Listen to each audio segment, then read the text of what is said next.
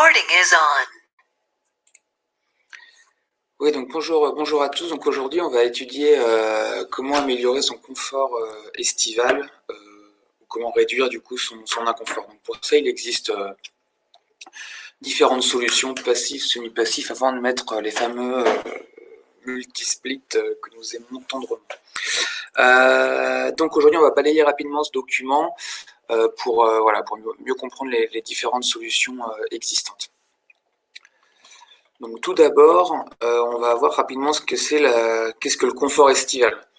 Donc le confort estival, ça peut se différencier en deux parties qui sont, c'est dû à des apports externes. Donc en été, la chaleur qui pénètre dans le bâtiment via le rayonnement solaire et du coup qui génère de la chaleur par les murs, les fenêtres, le toit, les entrées d'air, etc.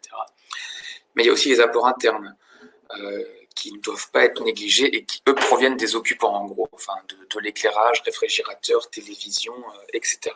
Donc c'est la somme de ces deux apports qui peut générer de l'inconfort estival en été. Du coup, aujourd'hui, on va voir les différents moyens pour les réduire. Donc, comment jouer sur les apports solaires, la ventilation, la fraîcheur du sol, l'humidité et la sensibilisation des occupants. Donc, ce document fait une vingtaine de pages. Voilà, on va passer rapidement aujourd'hui tout ça, je ne vais pas rentrer dans le détail, mais ça vous permettra au moins d'avoir un beau panel de solutions pour le réduire. Je ne dis pas de le réduire totalement, mais au moins de le réduire, de l'améliorer, afin de réduire pour le coup les consommations de climatisation. Sachez que vu qu'il y a le réchauffement climatique, plus les années vont passer, plus il fera chaud fort et plus il fera chaud longtemps. Donc c'est vraiment la problématique des années futures, l'inconfort estival. Chauffer un bâtiment, on sait le faire. Rafraîchir sans mettre de la clim, c'est beaucoup plus compliqué. Donc voilà, c'était vraiment des choses à prendre dès la mise en œuvre sur des projets d'investissement. Et il y a certaines solutions qui peuvent aussi se mettre sur de l'existant, mais c'est surtout sur les projets d'investissement. Donc sensibilisation, donc déjà les aspects physiologiques. Effectivement, en hiver, autant se mettre en short, en robe et pas en jean. Et inversement, l'hiver, autant se couvrir avec un pull en laine que d'être en t-shirt. Rien que ça, déjà, ça peut permettre d'améliorer l'inconfort estival. Sensibilité aussi sur les équipements. Donc là, on a un petit tableau, comme je disais tout à l'heure, il y a les apports externes, solaires, et les apports internes qui proviennent des occupants et des équipements. Voilà, là, voilà un petit tableau qui permet de dire à peu près si une radio fonctionne 10 heures, celle-là libère environ 100 watts. Voilà. Donc ça génère du coup de la chaleur et ça augmente l'inconfort estival. D'où l'intérêt de sensibiliser, de ne pas laisser les lumières allumées en été. C'est inutile. Ensuite, rapidement sur les systèmes passifs. Donc il peut y avoir, il y a tout ce qui est enveloppe et isolation. Donc, à savoir que la toiture, c'est la surface qui réceptionne le plus les apports solaires. On croit que souvent, c'est les menuiseries, enfin les fenêtres, donc c'est pas négligeable, hein, forcément la chaleur passe à travers les vitrages, mais la toiture est vraiment la paroi la plus exposée à l'inconfort estival. Donc c'est là qu'il faut travailler pour le réduire. Donc en fonction qu'on a une toiture lourde, béton ou légère, plutôt en bois, voilà, l'épaisseur d'isolation et le type d'isolant va avoir plus ou moins d'importance. Donc ensuite on parle sur toiture, je passe. Ensuite il y a les murs. Les murs, une fois de plus, on peut isoler par l'intérieur ou isoler par l'extérieur. Donc c'est l'isolation par l'extérieur qui est la plus efficace pour lutter contre l'inconfort estival, car elle permet de garder l'inertie au sein d'un bâtiment. Voilà, sur le schéma, on est en isolation intérieure, donc on a peu d'inertie. Donc le but est vraiment de mettre par l'extérieur pour augmenter l'inertie dans le bâtiment et donc réduire l'inconfort estival. Rapidement sur les isolants, il faut savoir aussi qu'on part directement sur des isolants à base de polyuréthane. Donc sachez que les isolants à base de pétrole possèdent un déphasage solaire de quelques heures, de 5-6 heures. Donc ça veut dire que si il fait beau à 10 heures, ça veut dire qu'à 15 heures, la chaleur est rentrée dans le bâtiment. À savoir que si on prend des isolants plutôt de type végétaux, ils possèdent des meilleures caractéristiques concernant le déphasage solaire. C'est-à-dire qu'on n'est plus sur 5 heures, mais plutôt sur 12 heures. Donc ça veut dire que la chaleur rentre dans le bâtiment plutôt en fin de journée, quand la chaleur extérieure, la température extérieure a déjà diminué. D'où l'importance de privilégier et d'étudier les solutions d'isolants végétaux. Donc certes, les isolants végétaux possèdent une conductivité thermique plus importante, ça veut dire que pour avoir une résistance équivalente, il faudra peut-être mettre un petit peu plus d'épaisseur. Donc on perd un peu de surface utile, etc. Mais c'est vraiment des choses à étudier au vu de ce qui va se passer du réchauffement climatique.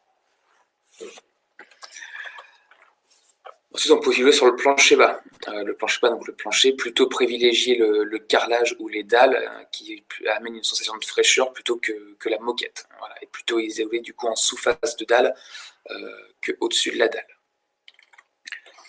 Concernant les vitrages, donc pareil, le double vitrage permet d'améliorer l'inconfort estival par rapport au simple vitrage et le triple vitrage permet d'améliorer l'inconfort par rapport au double. Ici un petit tableau qui permet de voir les caractéristiques techniques des vitrages pour obtenir des aides et subventions. Sachez que le vitrage, le coefficient qui concerne l'inconfort estival s'appelle le SW. Plus il est grand, plus la chaleur est transmise de l'extérieur vers l'intérieur. C'est pour ça qu'il est important de choisir une valeur moyenne assez efficace pour justement limiter les apports de chaleur de l'extérieur vers l'intérieur. Voilà, là on met une petite attention sur le fait qu'il faut éviter tout ce qui est fenêtres de toiture inclinée, pardon, car ça rapporte beaucoup d'inconfort estival. Concernant la toiture, on a parlé tout à l'heure d'isolation de la toiture, mais il y a aussi la couleur des surfaces. On remarque souvent une étanchéité bitumineuse noire, à savoir que le noir a un fort coefficient d'absorption, ce qui fait qu'on peut facilement monter à 70-80 degrés de température de surface quand la surface est noire en été. Alors que si on étudie un petit peu plus la chose et qu'on mettait par exemple une surface grise ou blanche, ça permettrait de refléter au moins 50% de l'éclairement solaire et donc de réduire la température de surface de la toiture et donc d'améliorer l'inconfort estival. On a dit tout à l'heure que la toiture était la surface la plus à même de générer de l'inconfort. Donc bien isoler les couleurs de surface de toiture est importante. Et on peut faire le même système sur les parois intérieures. Le blanc permet de mieux refléter et donc d'avoir un éclairement plus sympa à l'intérieur des zones. Il existe aussi les systèmes passifs au niveau de la végétation. Donc déjà, humidifier l'air permet de réduire l'inconfort estival, pulvériser les pulvérisateurs d'air. Ensuite, on peut jouer sur les protections estivales avec les arbres. Alors, forcément, en été, l'arbre a des feuilles, donc s'il est positionné à des endroits spécifiques, il peut générer de l'ombrage sur le bâtiment et les vitrages.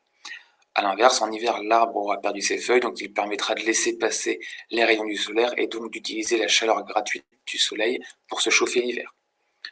Donc l'importance de la végétation. On peut aussi végétaliser les toitures et les façades avec les toitures végétalisées. Donc là, je ne rentre pas plus dans le détail, mais voilà, les toitures végétalisées amènent de l'inertie, permettent vraiment d'améliorer l'inconfort estival des structures en possédant. Donc là, un peu de documentation plus spécifique sur la toiture végétalisée, pardon. Ensuite, on va passer aux protections solaires. Donc on voit souvent des stores intérieurs à lamelles ou des rideaux. Il faut savoir que tout ce qui est protection intérieure ne sert à rien pour l'inconfort estival. Une fois que la chaleur est rentrée dans votre bâtiment, c'est trop tard, il va faire chaud. C'est comme en hiver, une fois que la chaleur a quitté votre bâtiment, elle ne va pas revenir. Elle est partie, c'est trop tard. Donc là, c'est vraiment l'importance. Voilà, les protections intérieures permettent de limiter les éblouissements ou d'améliorer l'éclairement en fonction des personnes, mais en aucun cas, il aura un impact sur l'inconfort, une amélioration sur l'inconfort estival. C'est pour ça que pour le coup, il vaut mieux sur les protections extérieures. Donc là, il en existe plusieurs types. Il y a les protections extérieures fixes, tout ce qui est casquette ou autre, et les protections amovibles, store extérieur, les pergolas, les auvents électriques. Alors l'inconvénient des protections mobiles, c'est que c'est l'utilisateur qui va jouer sur son propre inconfort estival. S'il oublie de s'il met trop tard la pergola ou qu'il baisse trop tard ses stores extérieurs et que la chaleur est déjà rentrée, c'est trop tard, il aura chaud. Donc c'est vraiment là une sensibilisation à avoir et qui est compliquée à gérer quand on a forcément d'autres actions à réaliser, d'autres postes, d'autres travails à réaliser au sein du bâtiment. On ne pense pas forcément à se dire « Ah, il faut que je pense à faire un game store, sinon je vais avoir trop chaud après ». Donc là, l'intérêt, pour moi, c'est plutôt de privilégier les solutions fixes. C'est fixe, on n'a pas besoin d'y toucher et ça fait bien le travail. L'utilisateur ne joue pas sur son propre inconfort estival. Donc, ce qu'il existe comme protection extérieure, donc il y a les pergolas et les auvents électriques, les casquettes et les brises soleil orientables. Donc l'avantage des casquettes, comme on voit sur le schéma, donc les casquettes peuvent être seulement une casquette horizontale, comme l'image de gauche, ou une casquette horizontale et latérale, qui permet d'éviter l'éclairement de l'est le matin, de l'ouest le soir et du sud l'après-midi. L'avantage des casquettes fixes, comme je l'ai dit tout à l'heure, c'est que l'occupant n'a pas à jouer sur la casquette. La casquette est toujours là, elle ne bouge pas. Le but est qu'elle soit bien dimensionnée. C'est qu'en été, la casquette fasse un ombrage sur 100% de la surface vitrée. En mi-saison, le soleil est plus bas, donc il laisse un petit peu passer les apports solaires. Et en hiver, le soleil est encore plus bas, donc là, il permet, la casquette ne fait pas d'ombrage, et donc ça permet de récupérer les apports solaires gratuits du soleil. Donc vraiment, ça c'est très important. Bien dimensionner les casquettes, la bonne longueur. Est-ce qu'on met que au-dessus ou est-ce qu'on met aussi des casquettes latérales? Tout ça peut s'étudier, j'y reviendrai après. Donc, attention, voilà, vraiment vigilant sur les protections mobiles. On peut aussi mettre du film solaire. Donc le film solaire, voilà, ça permet, comme on disait tout à l'heure, de réduire le facteur SW. Donc on vient mettre un film en plus sur le vitrage pour réduire la chaleur transmise entre l'extérieur et l'intérieur. Voilà, donc par exemple, là, au début, dans un cas initial, on a 85% de la chaleur qui rentre et 15% de la chaleur qui est rejetée. On met un film solaire et on inverse quasiment les proportions. Donc ça permet d'améliorer le confort estival. Attention à comment on la colle et à comment ça se dégrade dans le temps, et ça peut aussi, du coup, générer un peu plus des pièces un peu plus sombres. Donc à voir, il ne faut pas non plus dégrader le confort visuel. Mais ça peut être une bonne solution pour réduire certaines zones critiques pendant l'inconfort estival, notamment sur du bâtiment existant. Ensuite, il existe les systèmes semi-passifs, donc c'est les ventilateurs. Les ventilateurs, certes, on consomme un petit peu d'électricité pour faire tourner le ventilateur, mais ça permet quand même de générer un courant d'air et donc une sensation d'inconfort. Il vaut mieux privilégier les petits ventilateurs directionnels de bureau, par exemple, que de mettre du plafonnier partout. Mais voilà, sachez que ça peut vraiment améliorer l'inconfort estival, le fait de créer un courant d'air intérieur. Il peut aussi exister le free cooling naturel. Donc, le free cooling naturel, qu'est-ce que c'est? Ça veut dire qu'on va utiliser l'air froid en phase nocturne pour venir ventiler naturellement notre bâtiment. Donc là, c'est à étudier aussi, mais ça veut dire qu'il faut que des ouvertures, des fenêtres restent ouvertes sur des façades opposées pour créer naturellement un courant d'air. Donc il y a le free cooling horizontal, on laisse les deux fenêtres ouvertes sur des façades opposées, ou le free cooling vertical, là où on ouvre les fenêtres positionnées en toiture pour créer un peu un effet cheminée. L'air froid rentre par le bas du bâtiment et est extrait, capte l'air chaud et est extrait vers l'extérieur du bâtiment en toiture. Ça peut marcher. Une fois de plus, sensibiliser le personnel. Si on dit que ça marche sur un logiciel, que ça amène de l'inconfort, ça va améliorer le confort, il faut vraiment que ce soit fait le soir. Donc là, le fait que ce soit naturel, ça veut dire qu'il n'y a pas de ventilateur qui force un courant d'air pour extraire la chaleur du bâtiment. On retrouve ensuite sinon le free cooling mécanique. Donc pareil, là on n'est plus sur du naturel, c'est le même système. On vient utiliser l'air froid de la nuit pour venir décharger thermiquement notre bâtiment, mais là on crée un courant d'air un peu plus puissant pour le décharger encore plus. Donc ça s'étudie également. Là du coup ça consomme un petit peu plus vu qu'on utilise un ventilateur qu'on fait tourner avec l'électricité. Voilà, il y a le free cooling naturel et mécanique. Il existe aussi le puits canadien. Le puits canadien, qu'est-ce que c'est? C'est vu qu'on sait que le sol a une température quasiment constante tout au long de l'année, en gros 10 degrés en hiver et environ 15 degrés en été. Et ça veut dire qu'avant de faire rentrer de l'air extérieur directement dans notre bâtiment, on va faire passer l'air extérieur dans le sol. Donc l'air extérieur va passer peut-être de 30 degrés à 20 degrés, car le sol va le refroidir, et ensuite on l'injecte dans le bâtiment pour réduire l'apport d'air neuf qui sera chaud en été. Voilà à quoi sert le free cooling. Et inversement, en hiver, l'air froid est réchauffé par le sol, il passe peut-être de -5 à 10 degrés, et envoyé à 10 degrés dans le bâtiment, donc ça permet de chauffer l'air de 10 degrés à 20 degrés, et non de -5 degrés à 20 degrés. Voilà à quoi sert le puits canadien. Ça peut être une solution.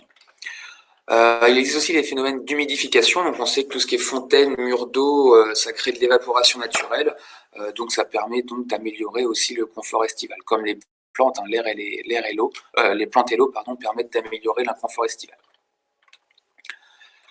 Il existe aussi depuis peu ce qu'on appelle le rafraîchissement adiabatique, donc ça peut être un système intéressant à étudier dans certains cas.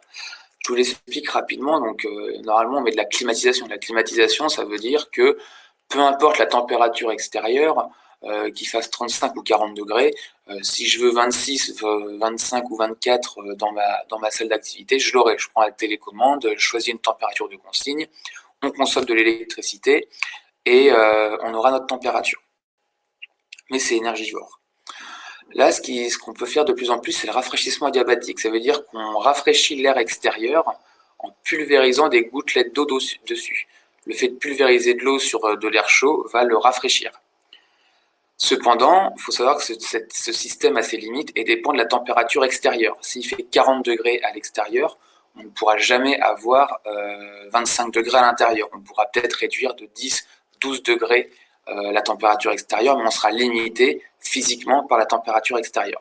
Cependant, ce système ne consomme qu'un tout petit peu d'eau vu qu'on pulvérise de l'eau, donc beaucoup moins énergivore que la climatisation. Donc ça permet déjà de bien réduire l'inconfort estival. Et ensuite, rien n'empêche de climatiser pour finir si vraiment il y a besoin. En tout cas, ce système peut permettre déjà de pré-refroidir à moindre coût l'air extérieur. Donc là, c'est un peu plus technique sur le rafraîchissement adiabatique, je vous laisserai le regarder. Et enfin, si on a toujours de l'inconfort estival, et une fois de plus, on n'est pas obligé de mettre ce système directement, on peut essayer de mettre les autres en place et de finir par ça s'il n'y a vraiment pas le choix, c'est les systèmes de climatisation individuels. Donc là, je vous invite à les limiter le plus possible, évidemment, mais voilà, ils peuvent être individuels, centralisés, mais voilà, s'il y a des notions de... Cela a un coût au niveau électrique, génère aussi de la maintenance plus onéreuse, et il y a certaines exigences à avoir. Tout ça, c'est écrit dans ce document. Et enfin, ici, je vous présente un dernier document voilà, qui est une synthèse de tous les systèmes qu'on a pu voir, entre les systèmes passifs, semi-passifs et actifs. Et à chaque fois, on a mis un peu un code couleur pour les avantages et inconvénients de chacun des systèmes. Voilà. Donc, je vous laisserai regarder tout ce tableau tranquillement, mais sachez voilà, que sur ce document, ça vous permet déjà d'avoir un bon panel de toutes les solutions qu'on peut mettre en œuvre pour réduire et améliorer l'inconfort estival. Donc voilà, autre petite chose, j'arrête le partage rapidement.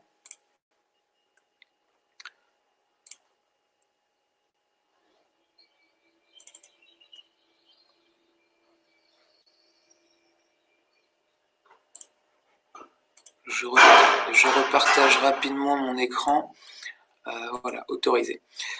Donc là, je voulais rapidement de comment on peut quantifier ça, quelle solution je dois choisir, comment, je sais pas quoi faire, qu'est-ce qui va le plus améliorer mon confort, comment faire. Donc là, il y a quelque chose qui s'appelle les simulations thermiques dynamiques, ça s'appelle les STD. Les STD, c'est un outil logiciel qu'ont les bureaux d'études qui permettent de modéliser en 3D votre bâtiment. Mettre l'orientation, mettre s'il y a des arbres, mettre où il est situé géographiquement, et de le modéliser. Et ensuite, on va lui dire, ce bâtiment, on a fait l'état initial, si maintenant on l'isole par l'extérieur, combien on va gagner en inconfort estival? Si on rajoute des brises-soleil fixes au niveau des vitrages, combien est-ce qu'on va gagner en plus? Voilà, ça permet de pouvoir quantifier l'impact de certaines solutions sur votre inconfort estival. Par exemple, si dessous, l'isolation thermique de l'extérieur, est-ce qu'on choisit les combles, les protections solaires, si on met de la ventilation nocturne. Voilà, c'est vraiment un logiciel qui permet de modéliser tout ça et à vous ensuite de pouvoir choisir en connaissance de cause. Donc voilà un peu à quoi ressemble une STD. Donc là, on voit un bâtiment en 3D. Les arbres ont été mis. Alors, est-ce que les arbres étaient là initialement? Je ne sais pas, mais ça se trouve, ils ont été mis en disant, si vous mettez des arbres de telle hauteur, et ben, ça générera de l'ombrage sur votre premier et deuxième étage. Vous allez gagner tant de pourcents d'un confort estival. Si vous passez d'une toiture de couleur noire à couleur blanche, vous allez gagner tant de degrés et donc augmenter votre inconfort estival. Voilà à quoi peut servir une STD, donc ça peut, voilà, ça a un coût, mais au moins ça vous permet de pouvoir choisir en connaissance de cause vers quelle solution il vaut mieux aller. Voilà, rapidement, mais au moins vous avez maintenant cette notion de technique que peuvent réaliser les bureaux d'études. Et je voulais vous présenter une dernière chose avant de terminer ce webinaire. J'ouvre le document.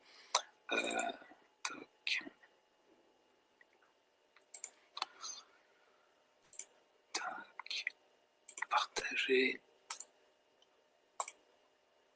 Autoriser. Voilà, rapidement, je vais passer rapidement, je ne vais pas parler de tout, mais il y a aussi ce qui va se faire de plus en plus, ce qui est un peu le vent en poupe au vu, comme on l'a dit, de l'augmentation des températures et donc de l'augmentation de l'inconfort estival, c'est la géothermie.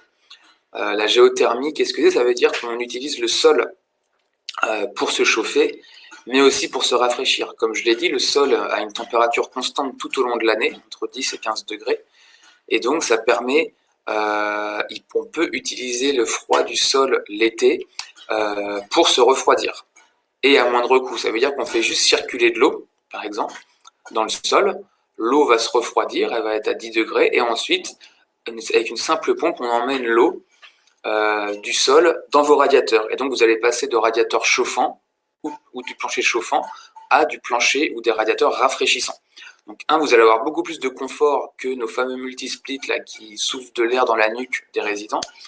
Mais en plus, vous allez beaucoup moins consommer, car là, vous allez utiliser une simple consommation de pompe, et c'est l'eau, rien qu'en circulant, qui va refroidir votre bâtiment.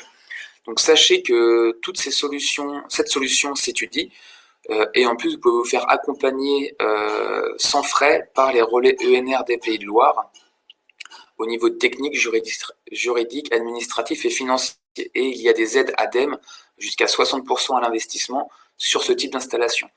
Donc vraiment, la géothermie, ça peut être vraiment une solution pour améliorer votre inconfort estival. Aussi bien sur de l'existant que sur des projets neufs, des projets d'investissement. Voilà, donc là, ça vous donne déjà un peu, voilà, vous en avez pu voir aujourd'hui qu'est-ce que c'est l'inconfort estival et comment l'améliorer. Apport externe, apport interne, différentes solutions pour l'améliorer, le passif, le semi-passif et l'actif, malheureusement, la clim. On peut le modéliser via les simulations thermiques dynamiques. Et au niveau énergie renouvelable, il existe la géothermie pour améliorer l'inconfort estival, qui est une solution d'énergie renouvelable. Voilà, j'espère que ça vous a permis d'avoir plus d'infos sur l'inconfort estival. Tous les documents sont aussi présents sur la base documentaire de la MAP dans l'onglet inconfort estival, comment l'améliorer. Voilà, je vous souhaite une bonne journée et une bonne journée.